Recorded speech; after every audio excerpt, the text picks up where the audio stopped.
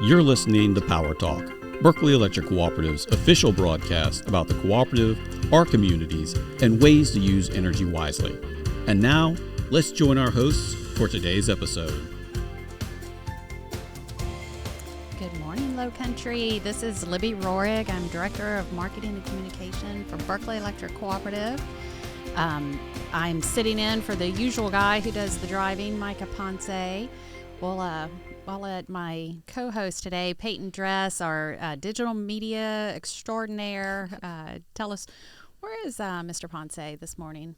Well, after 55 long years, he has decided to finally retire. So I'm taking over now. I am the captain now. I am the captain. Just kidding. No. I will happily leave this duty to Micah. So we are changing it up a little bit. Myself and Peyton will be your cruise director today, and we are joined by our very special guest, Mr. Trey Colyar, who is our newly minted Director of Safety and Technical Training. Welcome, Trey. Good morning. Welcome. Thank you. And since you're new to the Power Talk show, not only new to the position, but new to the Power Talk show, we have a special gift for you, the official Power Talk mug. Finally. Yes, we heard you didn't have many decorations in your new office. So that's the second one. So there you go. Appreciate it. We have a couple people in our department who could probably give you some decorating tips. Bert Walling and Tony Vincent, they basically have nothing in their offices. Nice. That's mine. I have nothing but papers all over the place. We can get some framed pictures of the family and get settled in. I need a eucalyptus plant or something. Yeah. Some decorative. Yeah, we'll take you to Hobby Lobby or something. We can go shopping. Sounds good. Well, welcome, Trey. One of the best parts about this Power Talk gig is that we get to celebrate the professional achievements at the cooperative. And as I mentioned, Trey, you were recently promoted to your position of Director of Safety and Technical Training. So congratulations. Thank you. And we're going to talk about, what all you do. It's a very important job at the cooperative. But first, like as we like to do on Power Talk, let's get a little bit of background information about yourself. So, Trey, where are you from? What brought you to the cooperative? And what first interested you in line work? Well, I'm from Mott's Corner. I've been here all my life. From a young age, I always wanted to be outside and have, an outdoorsy kind of, job to do. So that was a big plus for this career step. But in high school, I guess I talked to the guidance counselor. She wanted to know, what are your plans, because I was, trying to get out of high school early. I just didn't want to be in school at all. Mm-hmm. So we talked about it a little bit, and I always wanted to sell cars. And, she kind of told me, well, it's kind of up and down in the car, sales industry, so you might want to be careful. Might be a good gig now for 10 years, but it could fall. Yeah. So I looked in other places, and I remember, a kid, the electrical trucks coming up and down the road, the buckets. Uh-huh. It's been probably in the 90s, and I remember the McGruff truck stickers. And I believe they were on the Santee Cooper trucks. But I just thought it was neat. The guys, they all had nice stuff, trucks and four-wheelers and boats. So that was very, I was money-driven, at 15 years old. Yeah. Mm-hmm. So I worked at True Value in Mott's Corner for about 3 years. And over the years in the lumber yard, I got to see a bunch of guys that worked at Santee Cooper and Berkeley Electric come in and out of there to get, material. So I always, had conversations with Mark Marsh at Santee Cooper and about maybe, looking towards a career as a lineman or something in the utility world. Yeah. And he gave me a couple of pointers, and, once I graduated when I was 17, so I couldn't really go find a full-time job. Mm-hmm. So I hunted around. I said, you know what, I'm going to ride through Wampee and Somerset. Somerset, just to see if I can get anybody to flag anybody down, just to see what I need to do. Yeah. So I did. I got in touch with a guy at Wampee. He was over the grounds, Scotty Strickland, and I asked him. I was like, I want to a job, but I can't because I'm only 17. I can't get a job, because I'm not 18. So he hooked me up with a temp service Okay. in Charleston and got me on cutting grass. So as I cut grass for Somerset and Wampee, I got to see the Santee Cooper demo trailer a couple times out there, and really enjoyed just Being around that environment. Yes, Yeah. that environment was neat to me. So I worked there for a little while, and I had an opportunity to have an interview here, and Awesome.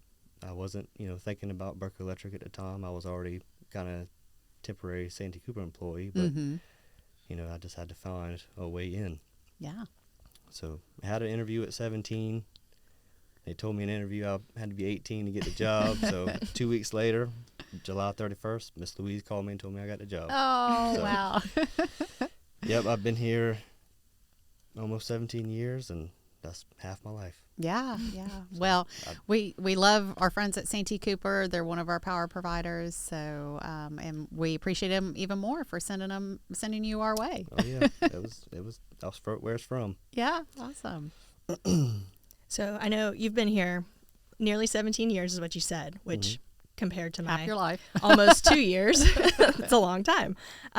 But so you started right out of high school, worked your way up through as an apprentice or journeyman ranks, eventually getting to system-wide underground crew, all the way up to foreman before you took on your most recent role.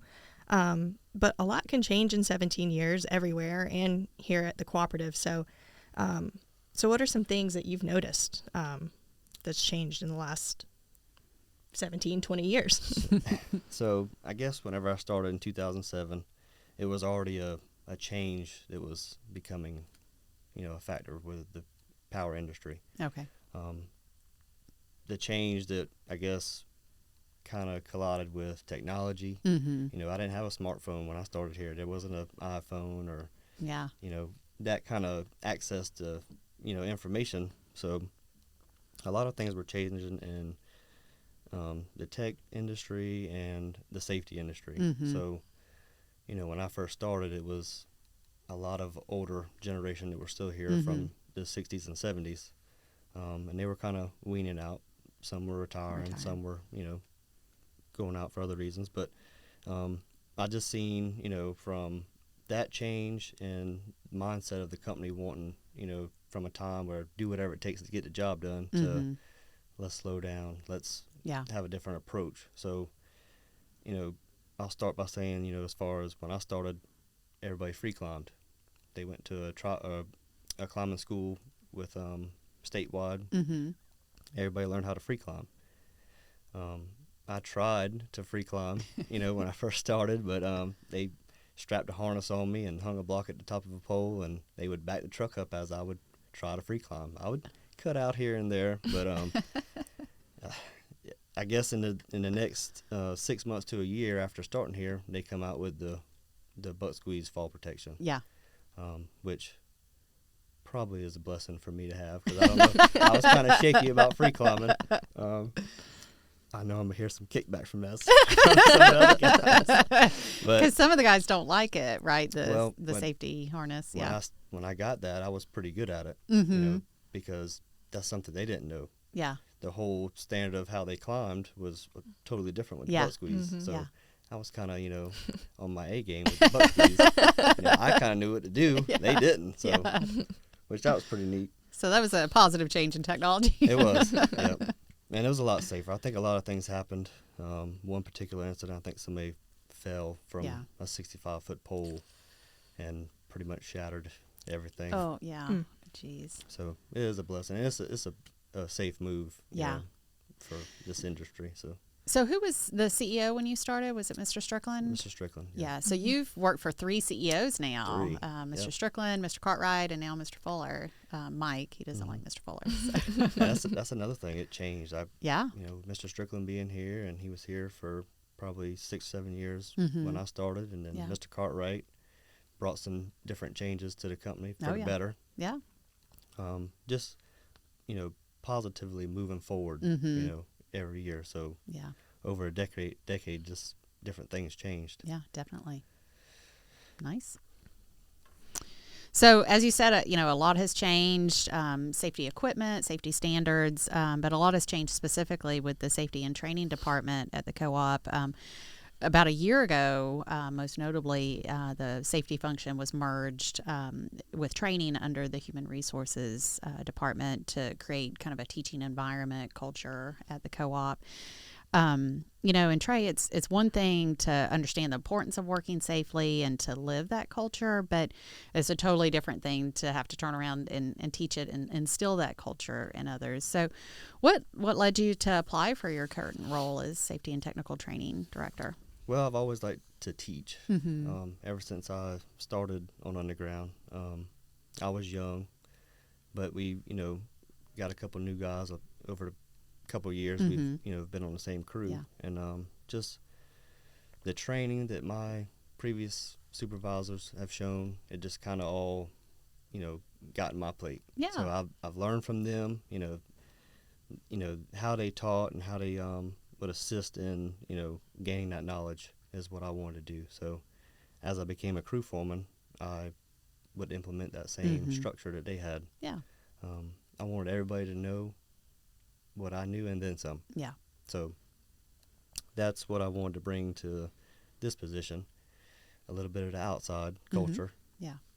Brought to human resources and shared amongst all the departments. Yeah. And it's definitely a different culture being on the wing upstairs. Yeah, you've got an office to decorate now. Lots more emails probably coming your way. Oh yeah, so I wasn't really thankfully I've kept up with the tech savvy stuff with the computers and all, but it was it's different, just like I said in the safety culture class that Kaylin hosted 2 weeks ago.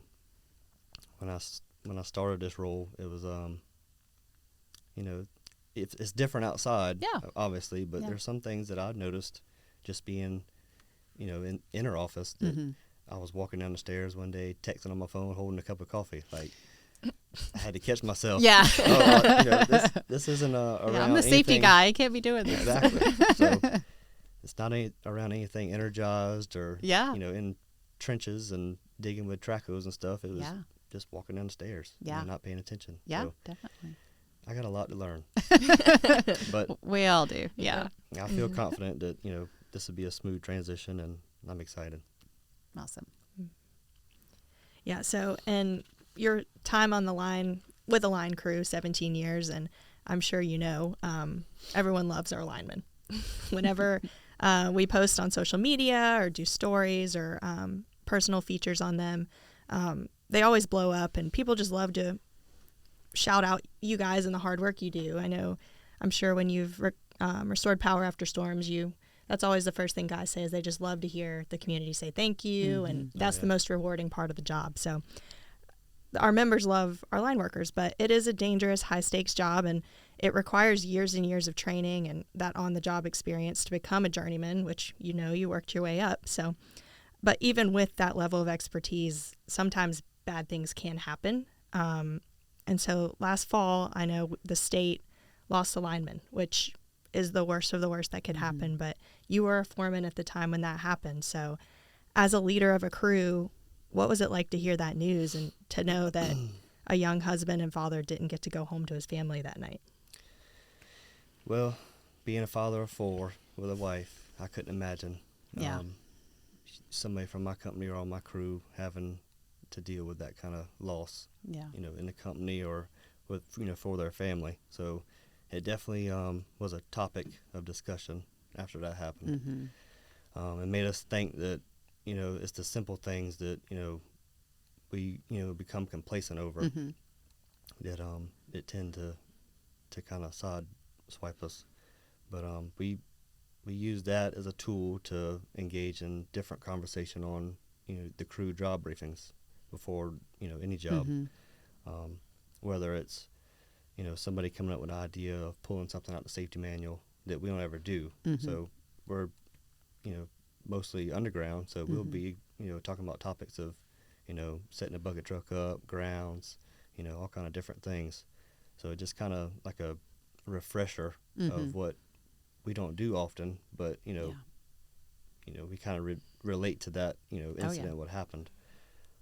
But yeah, It's tough. it is tough, to think about that, and that's real close to home, and it's something that we don't need, as far as at our home facility. And so it's something to learn from. Well, like any other high stakes job, whether you're a police officer or a firefighter, it seems like it creates that brotherhood of when you lose one, even though it's not at your home, it still hurts and you still feel it. And certainly I couldn't imagine the worst happening here, but, it is something that we all mourn, and That's right. it's a challenge, certainly. It is tough. It'll definitely make you think and open your eyes. I wish it was something we could implement, every day. Yeah. Like, we don't need to forget about it. Yeah, This reality happened. check, yeah. Yeah, we don't need it happening here or anywhere else. Yeah. So whatever we can do to, make it better. Yeah, keep everybody safe. And so when you were a foreman, you were responsible for the safe and efficient work of your crew. I know you just mentioned job briefings, and I've been out a few times, and they even do the job briefings with me. And they ask me, where's the nearest this, and what do you do if this happens? So, but now, in your new role as Safety and Technical Training Director, you're responsible not only for linemen, but the inside co-op employees as well, across 4 districts, over 300 employees. So what challenges does that present? I know that cannot be easy going from your group of 5 or 6 to now 300 plus, but what challenges does that have for you, and who do you have to help you with that? I have a great group of people that I work with every day, and their main goal was to make this transition as smooth as possible. So everybody on the HR wing, I got Teddy and Kenny, my 2 guys helping me, and hopefully in the next couple of weeks or months we get a 3rd guy. So we'll be breaking news. You heard it here first, folks. Yep, we're gonna have somebody else. We need all the help we can get. And you guys have a lot on your plate. Yeah, it's with 4 districts, and Moults Corner being the main district, and a lot more goes on in Moults Corner. I'm not taking anything from any other district, but there's a lot going on here. So yeah, 2/3 of our employees are here. That's right.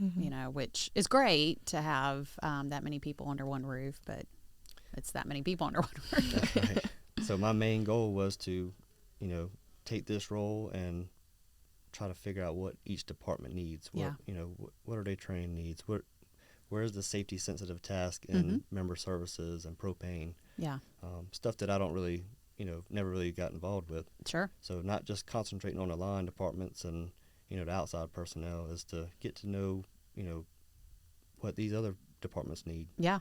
I recently job shadowed a fellow on propane. So yeah, like my 2nd week here, I asked the supervisor, and that's I awesome. jumped on the truck with them just to see what they do, because if I don't know what they do, how am I supposed to, train or help, Yeah. make it better? Yeah. So, and they certainly have a high stakes job. They as do. well. It's different. Yeah, they're not up in the air, but they are driving around a flammable liquid. Yeah. True. I mean, All over the low feel it- country. You can feel it in the truck. Yeah. This is different. Yeah. Yeah. Still dangerous. Yeah. But you also have the safety committee that's helping you out with this. How's that? We meet with them the first Tuesday, I believe. Well, every month we'll get together and talk about certain topics, whether it's I think the 2024 is safety committee, arc flash clothing, and fall protection. Okay. And we just everybody is from different departments. Yeah. So they talk about we get all aspects for 16 people. It's a different wide variety of different things, and we get carried away with different topics. It's not an easy thing to just stay on the 3 that we have for 2024, but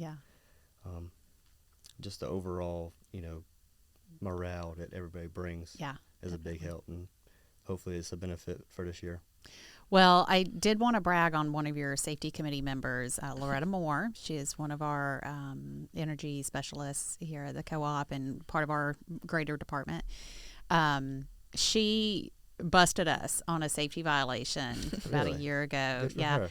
We had this big concession trailer that we used to sell concessions to raise money for our teacher grant program, but now that we have our 5K, we don't do concessions anymore. So when we moved to the new building, we just kind of threw a bunch of coolers and all the stuff that we were moving in there, because it was basically a big storage container, and drove it over and parked it. And Loretta, through her role in the safety committee, was just making sure everybody's on their P's and Q's, and opened the back door, and it was just a hot mess. And she took a picture of it and sent it to the department managers and said, we need to clean this up. This is a safety violation. And boom, it happened. Another story for Loretta, just how she lives our safety culture, is one of our district offices is by a school. And I don't know if you've been to school pickup here recently, but it can be a congested mess, particularly in some of our urban areas. And she noticed that the teachers who were directing traffic and calling the tag numbers in, they don't have a DOT vest, no sort of high vis anything. And she was like, that's just really dangerous. I feel like they need a safety vest. So we're looking into maybe providing that for our car pickup for our teachers in the fall. But yeah, she just lives it, and is not afraid to speak up and get other people marching to the right tune. So yeah, now, Loretta's my quiet one in the safety committee. She is. Go Yeah. Go Loretta. We appreciate you. So happy to give her a shout out. So if you're just tuning in with us, you're listening to Power Talk, and we have Mr. Trey Colyar. He's our new safety and technical training director at Berkeley Electric. Happy to have you, Trey. Thanks for taking some time to talk with us. We've got about 10 more minutes left in the show. So we want to make sure we talk about our partnership with Trident Technical College. We're at the co-op. We are community owned and community focused, so we have so many tremendous partners in the community, including Trident Tech. And one of your predecessors, Kevin Mazzell, who's now the manager of our Monks Corner district, helped create an electrical line worker program at Trident Tech. And this is where almost all of our guys that we hire go through. Trey, why is this a valuable resource for our members to have a local training program that we help create and we continue to help facilitate and support? I mean, I just think it's neat having it this close to our service territory. I'd like to think that most of the people that get into the school, the Trident Tech school, are from our area. Yeah. And so it's kind of like us giving back. We have consumers or members that have, children, grandchildren that attend the class. It's kind of neat to see them, in and out of the school. And it definitely is neat to have that relation from, members and the people who actually attend the classes. But yeah, I've been out to a few of the showcases at the end of the semester, kind of where all the guys in the class get to showcase what they've learned over their however many weeks they've been in the class. And it's really neat to see all their families come out and see. Yeah. They get a demonstration of what they're doing. And that's not really common for a lot of higher education in any sense. So it's a really cool community feel. Like you said, you get to see the families come out and cheer them on and support what they're doing and what they're working for. That's right. Yeah, we recently had one opportunity for everybody to show, their skills in the end of this spring semester. So it was a good turnout, and hopefully we'll get a good hire out the deal. Yeah, yeah. So it just gives them an opportunity to show their skills and what they've learned for the last 14 weeks. Yeah. And, it's like a working interview. Yeah, and there's a high demand for line workers still today. So all the utilities in the area come out to the showcase, and it's kind of a career fair meets a beauty pageant, I guess. Santa Cooper, Sumter, Gregory, Dominion. Yeah. Berkeley. We all, somebody's going to get picked up eventually. Yeah, so yeah, definitely. It's usually a good turnout for the school. Yeah, and it's a good paying career. We know at the co-op there's great benefits, retirement, tuition reimbursement. We cover all the training costs for our men to go through from apprentice to journeyman, which is a huge investment in these guys. And They make a good wage. You know, it's not for everybody. I would not cut it as a line worker, but Yeah, it's definitely not for everybody. No. yeah, but you know, it's a good career choice. And to help encourage others to go into this field, Berkeley Electric also offers an ELW internship or scholarship program each semester. So it's going to be our spring semester and our fall semester, traditional academic semesters. And the application period for our fall internship will open this summer. It's usually a couple of months before that academic semester we start interviewing folks for the internship. So, Trey, tell us what all the internship program provides the lucky few who are selected. I believe it's two Yeah. interns Mm-hmm. a year that we have for fall and spring semester, and Berkeley Electric pays up to $1,000 for tuition and provides all the necessary books and tools Mm-hmm. to complete the class. Some of the interns, it's not just the interns they get accepted, but we'll venture out and get up to 4 or 5 Okay. a year if we have openings across Mm-hmm. the co-op. So it gives them opportunity to work with crews on Fridays, Mm-hmm. and if they have a spring break or any kind of holiday break, Mm-hmm. it allows them to work with them as well for a week or up to a week and a half. Mm-hmm. So it's really for them to get the opportunity to have a working interview to Mm-hmm. show their skills and to show their eagerness to get a job here. Yeah. It's a very good plus for. Yeah. So they spend Monday through Thursday in the classroom at TTC and then work with us on Fridays and breaks. And like you said, we get to know them and they get to know us. Is this a good culture fit for them? Could they see themselves working here? They're not guaranteed a job here, but That's right. certainly gives them a leg up if we know them and their Yeah. work ethic. So most of them, if they have an interview and they do real good, I mean, they got opportunities to go somewhere else too if Yeah. we don't have any openings, or different openings we have within the co-op, staker or. That's a great point, that if line work doesn't turn out to be your life's calling after you finish the 14-week program, it does open a lot of doors throughout the cooperative. That's right. Mm-hmm. Yeah. And I've heard a lot of guys that have gone through the program and been interns for us and had that on-the-job interview or training say that's the most valuable thing they've gotten from the program. That, yeah, they learn a lot in class, but to be able to apply that and work with guys hands-on is the best part of the whole experience for them. It is pretty neat. Yeah. Well, Trey, we've got a couple more minutes left. What skills and personality traits do you think would make a successful line worker?